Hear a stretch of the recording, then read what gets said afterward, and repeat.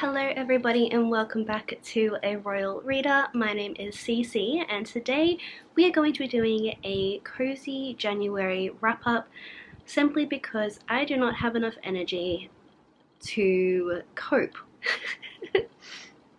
I read quite a lot of books and at the moment my mental health isn't doing the greatest, so I just figured we'd do a nice and cozy, very relaxed and chill wrap up. So grab a cup of tea or a coffee, whatever it is that you would like to drink, and let's get into it. So for the month of January, I actually managed to read 12 books in total, which I am pretty sure that is the largest amount of books that I have ever read within a month. I definitely do believe that is contributed by the fact that I did read one of my all-time favorite childhood middle grade series. I read the first 6 books in that series and I read them all on my iPad through Libby.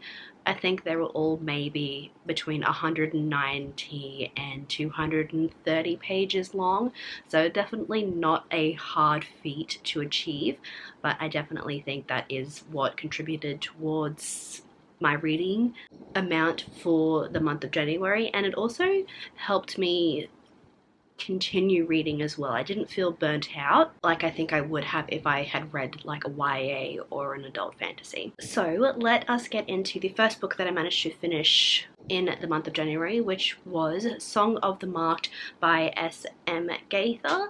This is just a fantasy that I found on Kindle Unlimited. We follow our main character Cassia. She has been fade marked, which is essentially a sickness that has been running rampant throughout the kingdom.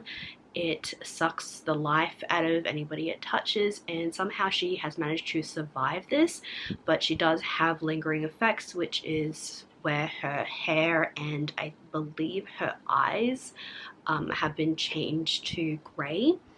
She is some sort of mercenary, I guess you could say, and she gets caught up by the captain of the guard for the emperor, and the emperor is trying to figure out how to sort of cure this fade sickness and commands the two of them to work together to try and figure out where exactly the fade sickness comes from and how to stop it. It's a very reluctant, enemies to lovers type of romance. It was definitely interesting. I enjoyed the magic system. It involves a whole bunch of deities and gods. I think there's fae involved, or at least something along the lines of fae. I'm not entirely too sure, but I'm definitely interested in picking up the rest of the series. I gave this one a 3 out of 5 stars. The next book that I managed to finish was The Justice of Kings by Richard Swan. This is an adult fantasy. I wouldn't necessarily call it a fantasy though. It is more a political based medieval book with fantastical elements. What's that called? Magical realism? I'm not too sure. But in this we have a character called Conrad von Volt, who is a detective, judge, and executioner all in one. So he goes throughout the kingdom making sure that everybody is sort of, upholding the empire's standards and making sure that the religion that is empire approved is being practiced and things like that. And everything is written actually from his scribe's point of view. So he has a scribe called Helena. She follows along with all of his journeys and everything like that. And it's actually written from her point of view that we follow along, which I thought was quite interesting. The main point of this is that we have Sir Conrad dealing with a murder mystery. He's trying to find out who has killed a sort of rich lady in a local town, uncovers a larger plot that is happening with the religious aspects of the world.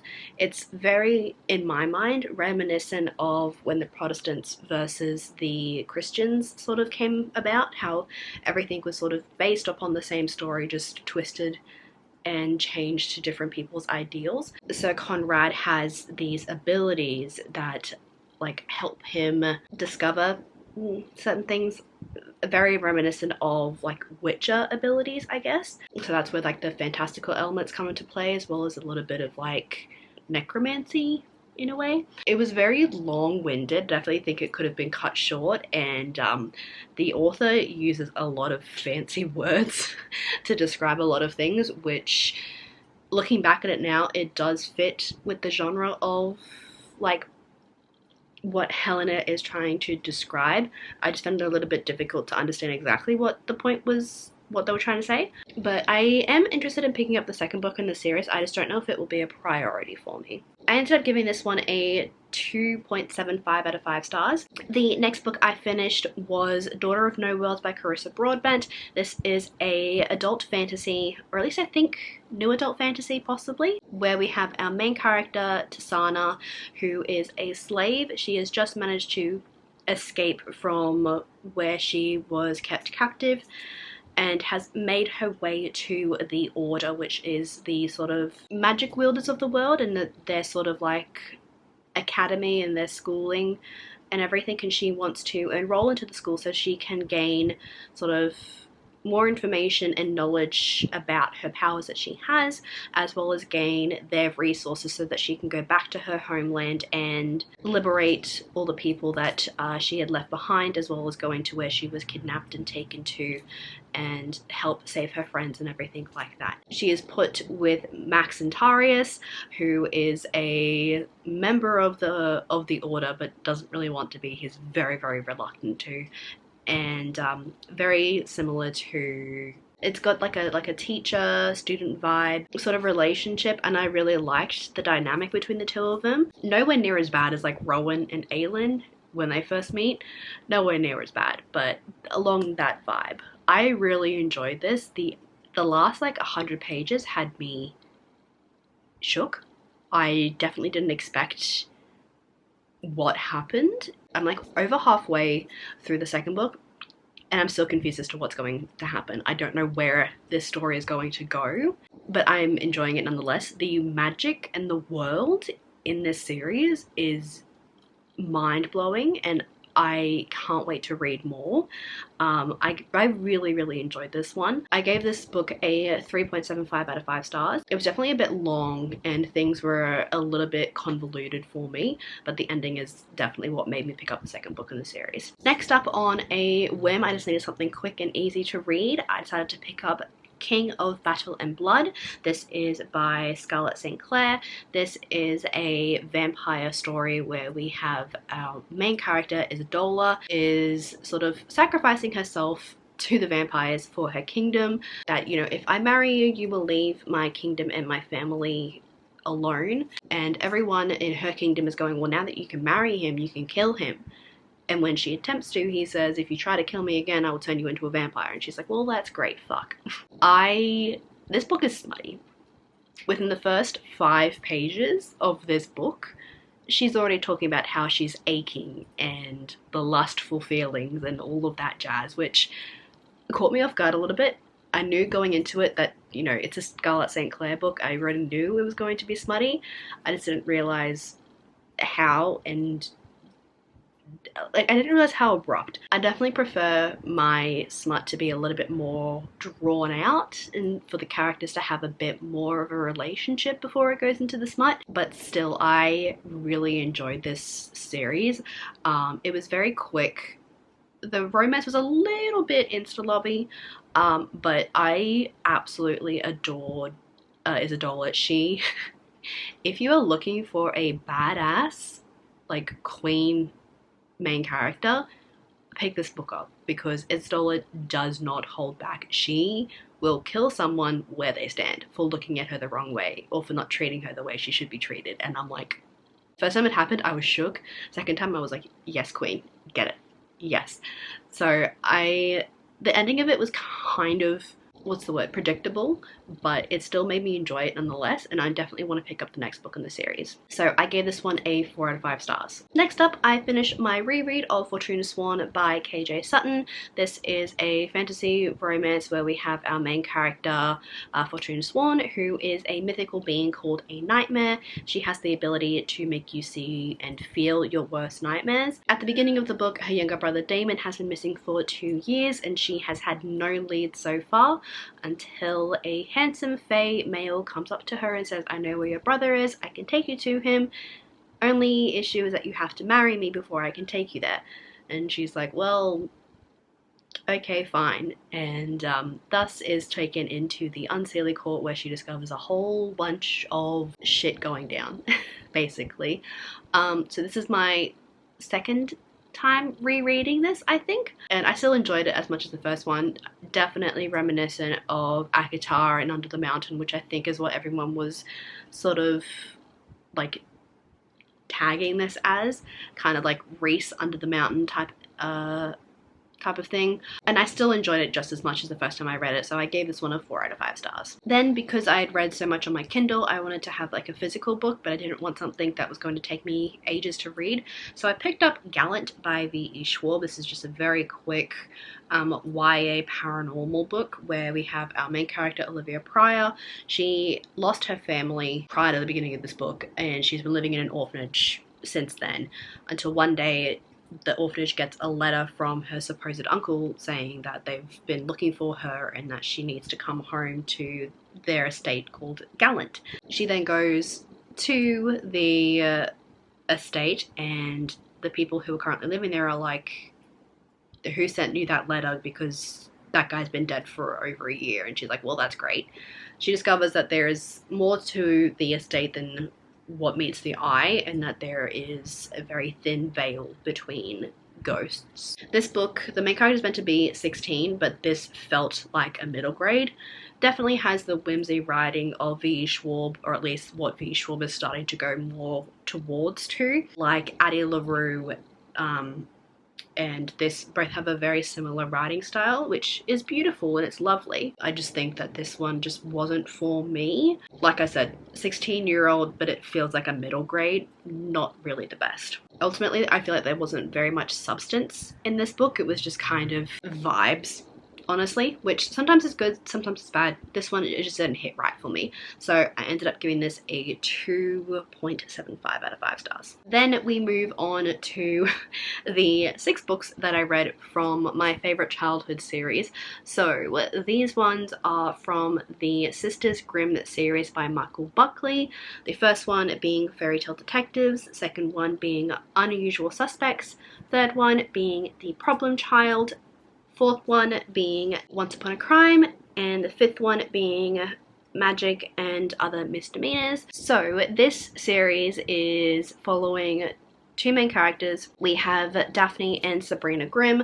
Prior to the beginning of the first book, their parents have gone missing and they are unable to be found. So Sabrina and Daphne are put into an orphanage until one day where an old lady comes up and says, you know, I'm your grandmother and you can come and live with me. Very, very unusual and definitely weird. The girls aren't entirely sure if they should trust her or not, but they go back home with their grandmother to Fairyport Landing, which is where they discover that things are not what they seem, and they are actually a part of a long line of fairy tale detectives. They are descendants from part of the Brothers Grimm.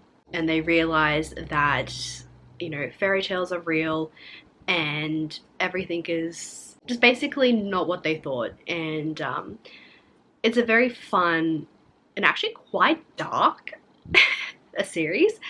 I absolutely love this series so much. So much. I'm finally making my way through the series. I read the first, I think it was 4 or 5 books when they were published, and then my library didn't have the rest of them, so I haven't actually had a chance to finish off the rest of the series, which I'm now doing because my library has all of them available on Libby.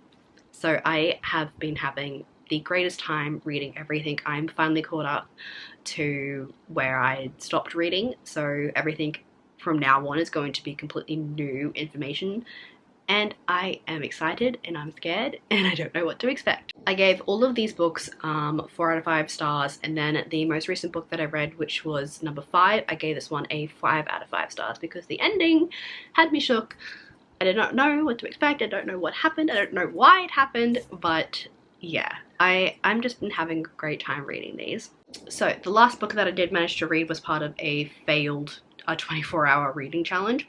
I read The Star-Touched Queen by Roshani Chokshi. This is like a fantasy, very reminiscent of Hades and Persephone, where we have our main character who has a horoscope that is like absolutely horrible. It said like she will bring death to anybody that like marries her, and her life is just horrible and things like that. So she's managed to go almost like 17 years without having to marry anyone until the time comes when her father is like, you're gonna marry so that we can try and stop a war from happening. That's when she meets the love interest, Amar, sorry. She discovers that he is actually the king of Acheron, which is a magic sort of city in like limbo basically, and it deals with like the ghosts and the death and stuff like that, reminiscent of Hades and Persephone. I enjoyed this. Roshani Chokski's writing style for a debut is absolutely beautiful. I loved it a lot. First time I read it, I gave it a 4 out of 5 stars. Second time around, it's only gonna get a 3 out of 5 stars, just because I did feel like the last 17 or so pages could have been wrapped up a lot quicker. This book is like 338 pages, so it's not too long, but it definitely sort of felt meandering towards the end of it. I enjoyed it nonetheless. There is a lot of like cultural references to, I think it's either like it's Middle Eastern, definitely, for sure. I really liked it. I'm definitely interested in picking up more of Roshani Chokski's work, which I have done. I've read The Gilded Wolves, and I'm interested in doing more. But yeah, I attempted to read the second book in the duology, which was A Crown of Wishes, but it doesn't follow the characters from the main characters from this anyway. That's a spin-off of characters that are featured in this one. Didn't really like it, did not hold my attention, so I'm DNFing it, which means that I have now completed the series, which is good. So those are all of the books that I finished in January, all 12, which is insane. Yes, as you guys would have already seen, I did include February's TBR in my January TBR video because I decided to do it together.